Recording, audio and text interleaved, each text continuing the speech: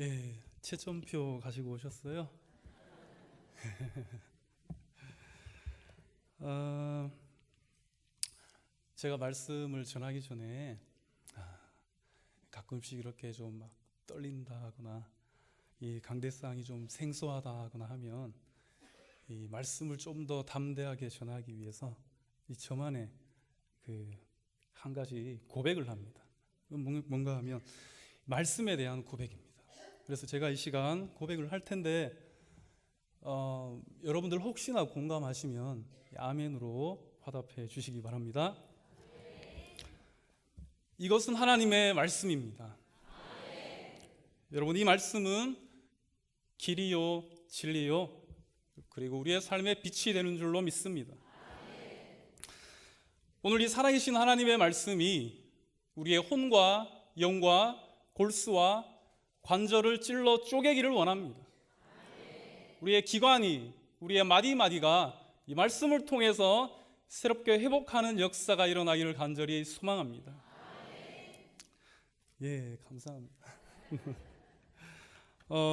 성가대의 귀한 찬양 감사합니다. 여러분, 우리 하나님께는 영광의 박수를, 찬양대 위에는 우리 격려의 박수를 함께 돌리시겠습니다.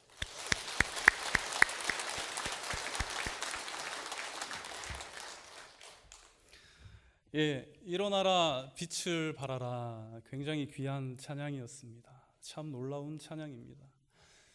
일어나라 빛을 발하라, 이 역동적이죠. 다이내믹합니다. 앉아있지 말고 일어나야 합니다. 그리고 빛을 발하라, 이 명령입니다.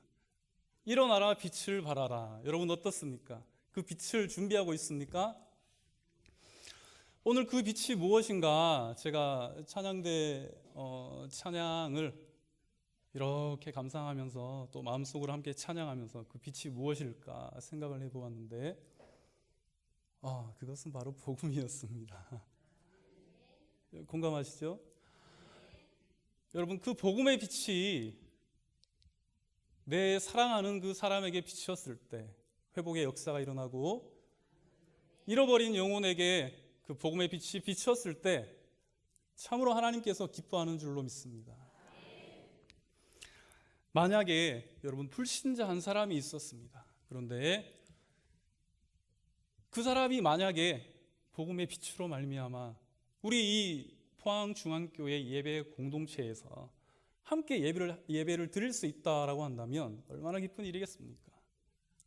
굉장히 놀라운 일이죠. 그리고 혹 죄와 상처로 이 교회를 떠난 사람이 있다라면 그 복음의 빛으로 말미암아 우리가 다시 이 공동체에서 함께 하나님을 예배하고 또한 찬양한다라면 여러분 얼마나 하나님께서 기뻐하시겠습니까? 그런 의미에서 잃어버렸던 한 사람의 귀한 간증을 소개하면서 우리 교회 공동체가 다시금 지향해야 될 귀한 사명이 무엇인지에 대해서 우리 함께 말씀을 나누고자 합니다. 제가 간증을 소개하겠습니다. 누구의 간증인가 여러분 잘 들어보시기 바랍니다. 저는 나면서부터 못 걷게 된 사람입니다. 친구들이 매일 교회 문 앞에 저를 데려다 주고, 그리고 저는 성전을 오고 가는 사람들에게 매일매일 구걸을 하였습니다. 그렇게 구걸을 하며 저는 하루를 또 내일을 살아갔습니다. 그런 저의 이름은 낙심과 절망과 포기였습니다. 제 삶은 너무나 폐쇄적이었습니다. 두 발에 힘이 없어 어디든 마음대로 갈 수가 없었습니다. 그런데 무엇보다 가장 제 마음을 아프게 했던 것은 장애가 있다라는 이유로 성전에 들어갈 수 없다라는 사실이었습니다. 나도 저곳에 가서 예배하고 싶다. 나도 저 공동체의 일원이 되고 싶다. 이것이 저의 꿈이었습니다. 희망이었습니다. 그러던 어느 날 기적과 같은 일이 일어났습니다. 예수의 이름으로 두 사람이 나를 잡아 일으키더니 저는 나음을 입었고 거듭나게 되었습니다. 제 발과 발목에 힘이 공급되었고 저는 뛰어서서 걸으며 보란듯이 다른 이들과 함께 성전에 들어갈 수 있었습니다. 안진뱅이로 태어나 난생 처음 걷고 또한 서고 뛰어보는 것이 제게는 너무나 기적적인 일이지만, 그러나 무엇보다 오늘 너무나 감사한 것은 나도 이들처럼 성전에 들어가 함께 찬송하고 예배하는 하나님 나라의 백성이 되었다라는 사실이 가장 큰 기쁨이었습니다. 여러분, 이 사람이 누구일까요?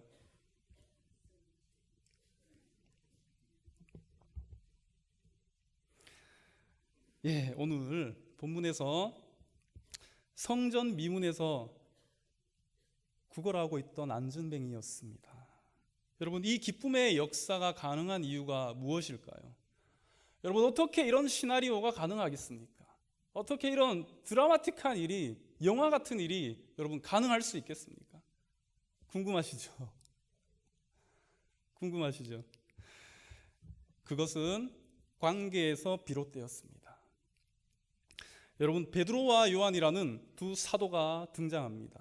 오늘 말씀 가운데 그리스도의 제자 두 사람이 등장합니다. 그것은 베드로와 요한이었습니다. 그런데 우리가 집중해야 될 것은 어떻게 하면 어떻게 하나님의 역사가 이들을 통해서 일어났는가, 거기에서 우리가 집중해야 될 것은 무엇인가 하면 베드로와 요한의 관계입니다.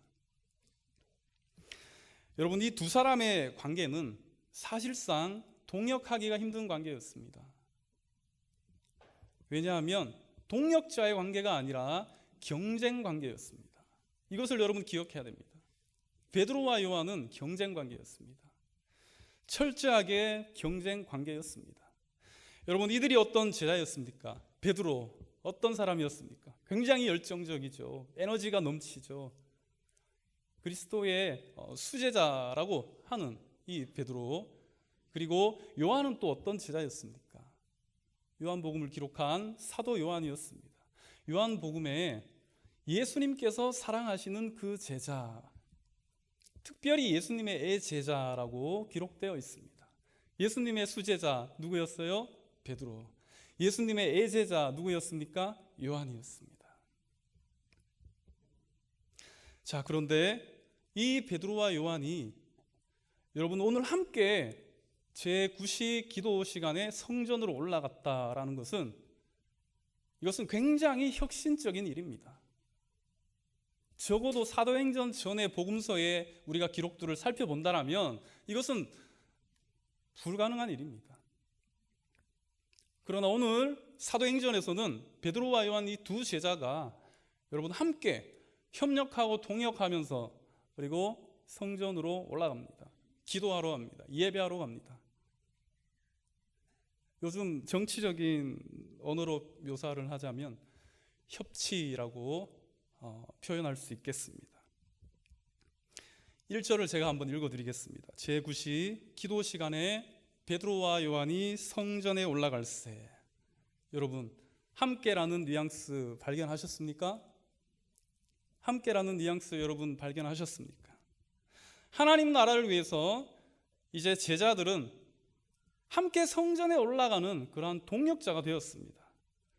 협력의 실제적인 그러한 교회의 역사가 시작되는 그 책이 바로 여러분이 사도행전입니다. 그러나 이전의 복음서의 역사를 우리가 한번 짚어본다라면, 이것이 기적이구나. 어떻게 이 사람들이 합력해서 이렇게 손을 이룰 수가 있을까?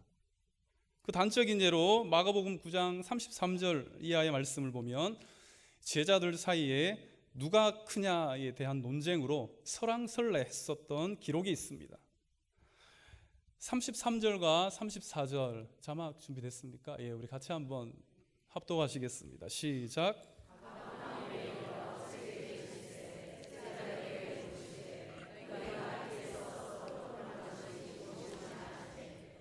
그들이 잠잠하니 이는 길에서 서로 누가 크냐 하고 쟁론하였음이라. 자, 경쟁일까요? 협력일까요? 누가 봐도 경쟁입니다. 야, 네가 더 크냐 내가 더 크냐? 내가 더 크지 않느냐? 내가 예수님하고 더 가까운데, 나는 바로 예수님 최측근인데. 요한은 그랬겠죠. 예수님이 가장 나를 사랑하는데 베드로, 너 지금 무슨 소리 하느냐? 그럼 베드로도 할 말이 있을 겁니다. 예수님이 직접 나를 콜링했다.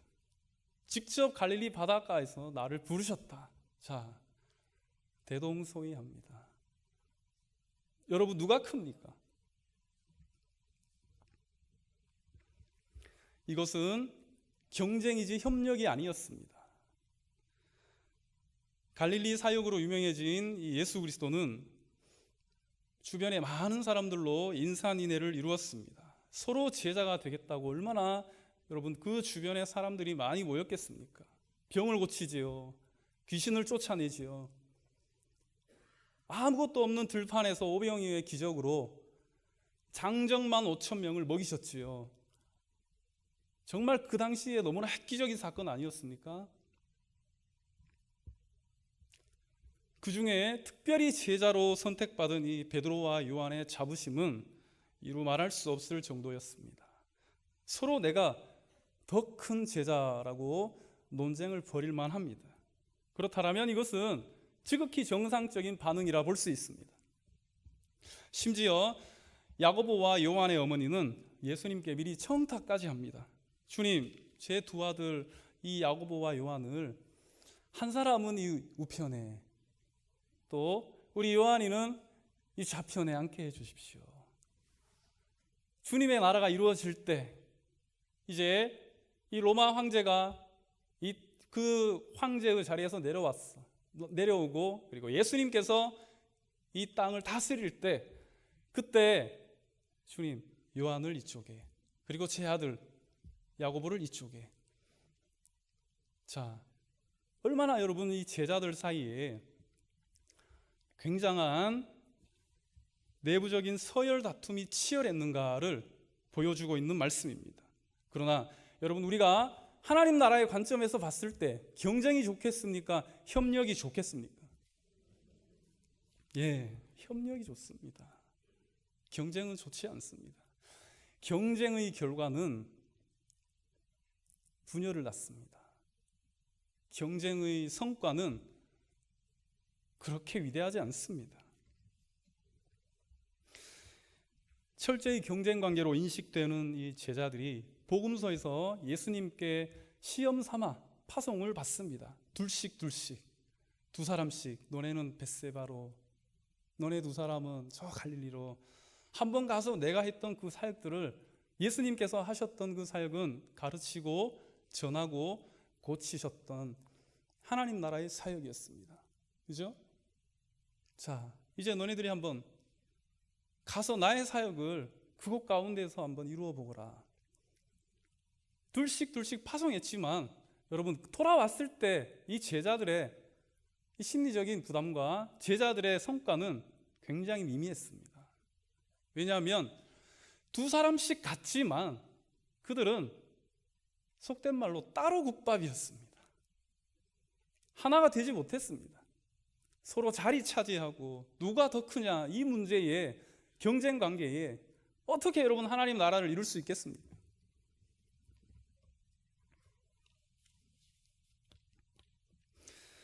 우리가 하나님 나라를 위한 교회 사역에서는 경쟁이 아니라 협력이 훨씬 낫다라는 것, 여러분 공감하십니까? 교회 안에서 여러분 경쟁은 분열을 낳지만 화합과 협력은 기적을 낳는 줄로 믿습니다. 경쟁은 밖에서 하십시오.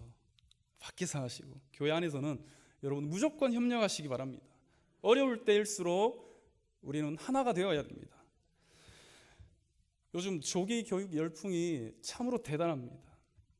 이제는 초등학생도 여러분 취업 걱정을 합니다. 주일에 교회 오지 않고 취업 박람회장을 다니더라고요. 제가 있던 앞전에 있던 강남 땅이라서 그런지 모르겠지만 취업 박람회를 다닙니다. 부모님이 아이들을 데리고. 혹 내 자식이 남의 자식보다 조금 더 뒤처질까 봐, 그런 염려에서 시작된 반응이겠죠. 내 자식은 남보다 좀 더 지적이어야 된다. 내 자식은 남보다 좀 더 커리어가 있어야 된다. 내 딸은 남보다 더 예뻐야 된다. 내 아들은 남보다 더 연봉이 더 많이 주는 곳에 가야 된다. 이거 모두 비교 아니겠습니까? 모두 경쟁 사회가 낳은 이 땅 가운데에 이 세상의 이치고 또한 현실입니다. 그러나 여러분, 하나님 나라에서는 이 경쟁이 통하지 않습니다. 그것은 하나님의 뜻을 이룩할 수가 없습니다. 성경 어디에도 서로 경쟁하라라는 말씀은 없습니다. 여러분 찾아보셨어요? 들어보셨어요? 없습니다. 성경 어디에도 서로 경쟁해라, 너 옆에 있는 형제보다 더 예뻐야 된다, 더 커리어가 뛰어나야 된다라고 하는 말씀은 제가 이 성경을 수십 번 읽었는데 찾아보지를 못했습니다. 오히려 서로 사랑하라, 합력하여 선을 이루라, 사랑은 온전하게 매는 띠라고 말씀하고 있습니다. 아무에게든지 희롱의 말이나 더러운 말은 입 밖에도 내지 말고 오직 덕을 세우는데 소용되는 대로 선한 말을 하여 듣는 자들에게 은혜를 끼치게 하라. 서로 친절하게 합시다. 여러분, 불쌍하게 여깁시다. 서로 용서합시다. 이것이 그리스도 안에서 하나님께서 원하시는 하나님의 뜻입니다. 이 모든 성경의 증언이 여러분 누구를 실족해 하고 외롭게 하고 짓밟고 죽이면서 공동체가 성장하는 것이 아니라 오히려 격려하는 겁니다. 용기를 주는 겁니다. 따뜻하게 여러분 안아주는 겁니다. 그렇게 협력하면서 성장하는 것이 가장 성경적이고 복음에 합당한 일인 줄로 믿습니다. 그러므로 여러분, 우리의 관계는 경쟁이 아닌 함께하는, 협력하는 그러한 관계인 줄로 믿습니다. 우리 그런 의미에서 한번 이 옆 사람과 이렇게 한번 인사 한번 나누겠습니다. 함께 갑시다. 예, 여러분 함께 갑시다. 예, 성가대도 함께 갑시다. 여러분, 베드로와 요한처럼 우리는 이제 한 몸이 되어서 함께 가는 한 몸입니다. 한 배를 탔습니다.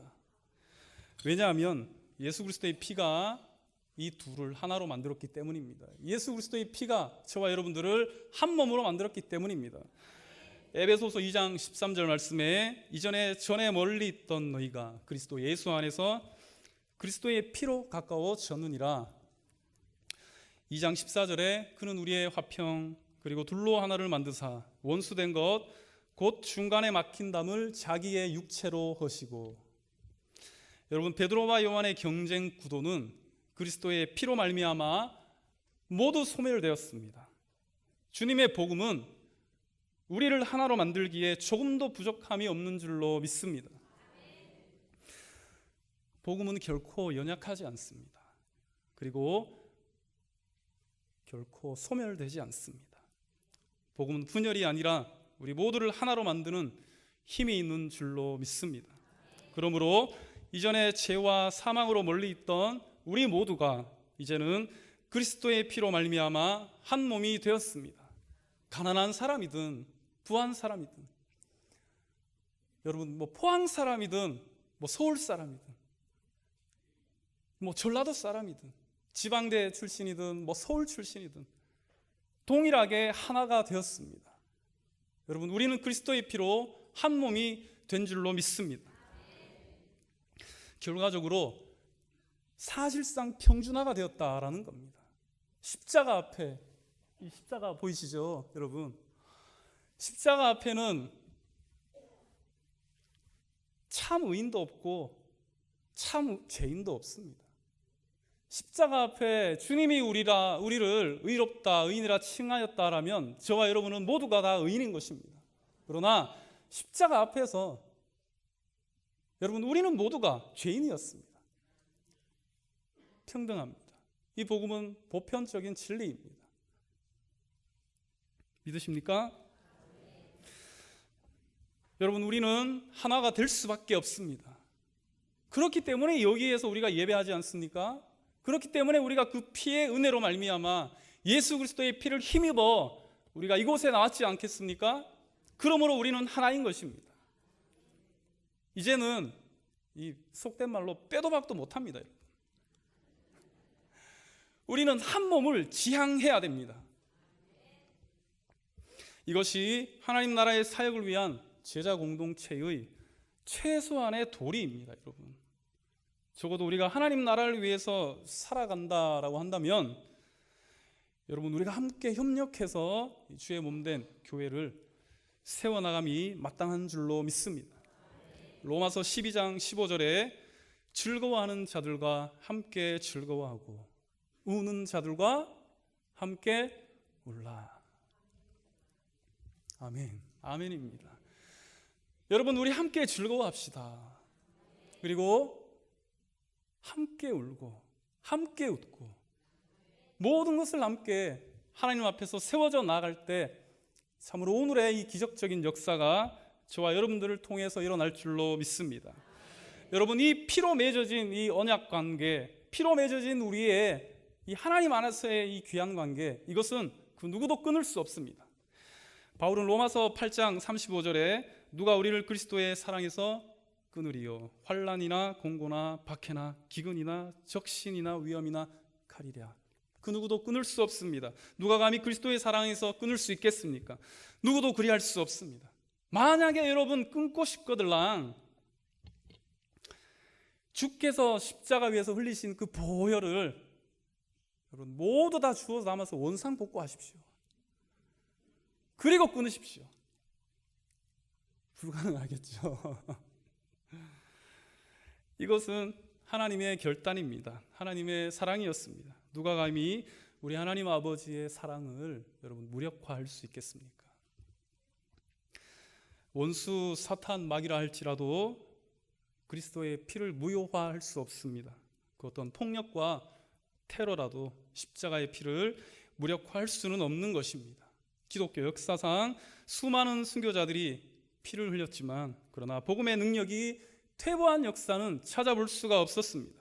스데반이 피를 흘렸다고 해가지고 여러분 초대교회가 와해되었습니까? 분열되었습니까? 아닙니다. 교회는 말씀을 통해서 더욱더 흥왕하였습니다. 이전보다 훨씬 능동적으로 부응한 것이 바로 교회의 역사입니다. 그러므로 그 예수의 피가 오늘 이곳에 저와 여러분의 심장에 뜨겁게 흐르고 있는 줄로 믿습니다. 그러므로 우리는 그리스도의 피로 하나 된 형제 자매인 줄로 믿습니다. 이것이 바로 여러분 보혈의 능력입니다. 주의 보혈 능력 있도다 그의 피 믿으오 주의 보혈 그 어린 양의 매우 귀중한 피로다. One more time. 주의 보혈 능력 있도다 주의 피 믿으오 주의 보혈 그 어린 양의 매우 귀중한 피로다. 아멘. 여러분 2차 대전 당시에 순교한 그 독일의 본 헤퍼라는 세계적인 신학자가 있습니다. 21살에 신학 박사학위를 받았고 그리고 24살에 교수 임용 시험에 합격할 정도로 굉장히 능력 있는 신학자였습니다. 그러나 2차 세계대전 당시에 그 히틀러의 악마적이고 기독교를 향한 그 배타적인 폭압 정치에 보네포는 저항하였습니다. 그리고 끝까지 저항하였습니다. 많은 독일의 교회들이 히틀러 앞에 순복하며 히틀러와 협력을 하였을 때 이 보네포는 끝까지 저항하였습니다. 그리고 1945년 4월 9일에 교수형에 처하게 되었습니다. 그런 그가 죽기 직전에 여러분 옥중에서 남긴 시가 있습니다. 지금 현재 독일 개신교 찬송가 65장에 수록되어 있는 시를 제가 소개하고자 합니다. 자막 보이시죠? 그 선하님의 고요히 감싸여 그 놀라운 평화를 누리며 나 그대들과 함께 걸어가네. 나 그대들과 함께 한 해를 여네. 그 선하님이 우리를 감싸시니 그 어떤 일에도 희망 가득. 주 언제나 우리와 함께 계셔 하루 또 하루가 늘 새로워. 옛것은 여전히 우리의 마음을 괴롭게 하고 어두운 날들의 무거운 짐은 여전히 우리를 누르지만 주님, 내 몰려버린 우리의 영혼에게 당신께서 준비해 놓으신 구원을 주옵소서. 그 선하님이 우릴 감싸시니 그 어떤 일에도 희망 가득.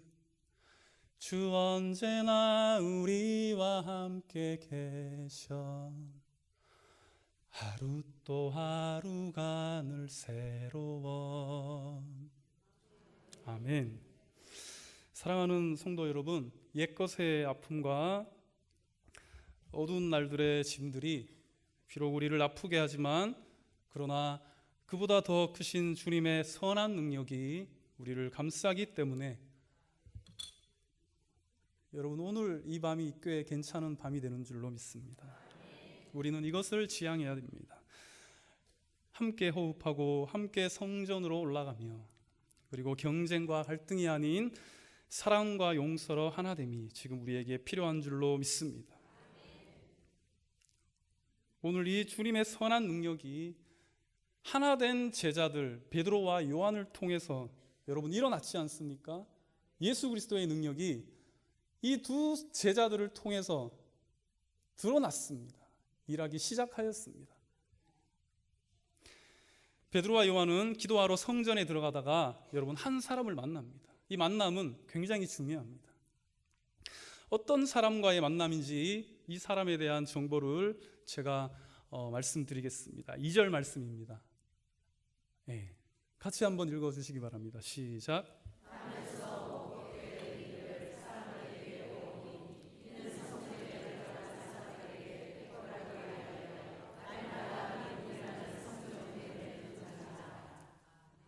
아멘. 여기에서 드러나는 우리가 정보 데이터를 근거로 세 가지 이 못 걷게 된 사람의 특징을 찾을 수가 있습니다. 첫 번째, 이 사람은 나면서부터 못 걷게 되었다.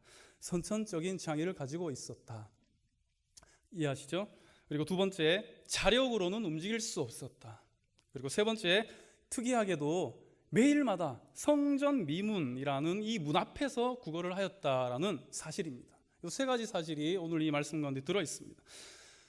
외형적으로 보았을 때 이 사람은 선천적으로 걸을 수 없었던 사람이었습니다. 그리고 자력으로 움직일 수 없었던 사람이었습니다. 그러나 우리가 눈여겨봐야 될 사항들은 무엇인가 하면 이 사람은 성전 미문을 가운데에 두고 그 성전 안으로 들어갈 수가 없었던 사람이었습니다. 여러분, 미문이라 하면 아름다운 문이었습니다. 예루살렘 성전 중에서도 가장 아름다운 문이 바로 이 미문이라는 성전 문이었습니다. 고린도의 헬라식 건축 양식으로 지은 이 아름다운 문이라는 뜻으로 은으로 도금을 입히고 그리고 금을 새겨 놓을 정도의 문이라고 우리 유대 역사가 요세푸스는 설명하고 있습니다. 그러나 여러분, 이 아름다운 문이 오늘 과연 이 한 영혼에게도 과연 미문이었을까요? 여러분, 이 사람에게는 치욕스러운 문이었습니다. 결코 아름다운 문이 아니었습니다. 고통의 문이었습니다. 태생적인 장애로 인해서 구약의 율법으로 접목을 시키다 보니까 율법에 흠이 있는 사람은 성전에 들어가지 못한다라는 상황이 있는데 그 태생적인 장애 때문에 이 문턱을 넘어갈 수도 없는 굉장히 애처로운 사람이 바로 오늘 이 나면서부터 못 걷게 된 이 사람이었습니다. 그러므로 이 사람에게 여러분 정말 고통스러운 것은 무엇입니까? 매일 내가 구걸하면서 어떻게든 아침이든 점심이든 끼니를 해결하는 그것이었을까요? 생존의 문제였을까요? 아닙니다. 저는 그렇게 생각하지 않습니다. 내가 왜 저곳에 들어갈 수 없는가? 내가 왜 이 공동체의 일원이 될 수가 없는가? 내가 왜 이곳에 들어가 마음껏 하나님을 찬양하고 예배할 수 있는 그러한 하나님의 사람이 될 수가 없는가? 그러한 스스로의 자책감에 굉장히 고통스러웠을 것입니다. 그 고통을 누가 보았습니까? 오늘 하나 된 두 제자 베드로와 요한이 그것을 보았습니다. 여러분, 이 사람에게는 은과 금이 필요한 것이 아니구나. 이 사람에게는 세상적인 어떤 가치와 어떠한 후원과 어떠한 물질적인 모든 것들과 빵과 음료가 필요한 것이 아니구나. 아픈 곳은 따로 있었다라는 겁니다. 이 두 사도가 보았었던 것은 바로 이 안진뱅이의 절망을 보았습니다. 단순히 구걸하는 이 사람의 삶이 안타까운 것이 아니라 왜 저 사람은 공동체의 일원이 될 수 없을까? 예수 그리스도의 보편적인 은총을 상처와 아픔과 그리고 신체적인 장애를 가지고 있다는 이유로 누리지 못하는 그 문제의 핵심을 베드로와 요한은 정확하게 간파하며 이렇게 말합니다. 6절과 8절입니다. 우리 같이 합독하시겠습니다. 시작.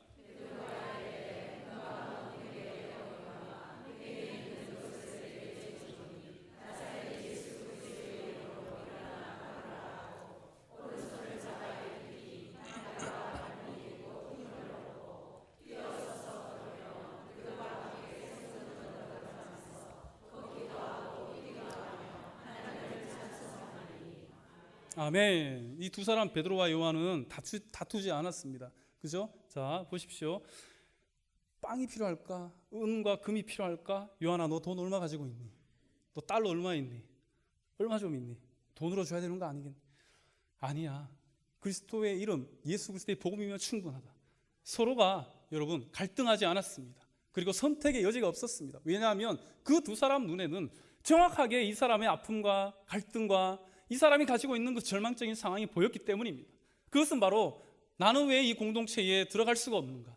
나는 왜 이 공동체의 일원이 될 수가 없는가? 나는 왜 동일하게 보편적인 그 진리와 보편적인 왜 은총을 나는 왜 누리지 못하는가? 그 아픔에 대한 문제 여러분 어떻게 해결하시겠습니까?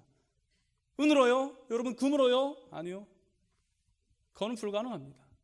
그렇기 때문에 베드로는 즉시로 이렇게 대답합니다. 은과 금은 내게 없거니와 나는 은과 금으로 살아가는 사람이 아니다라는 고백입니다.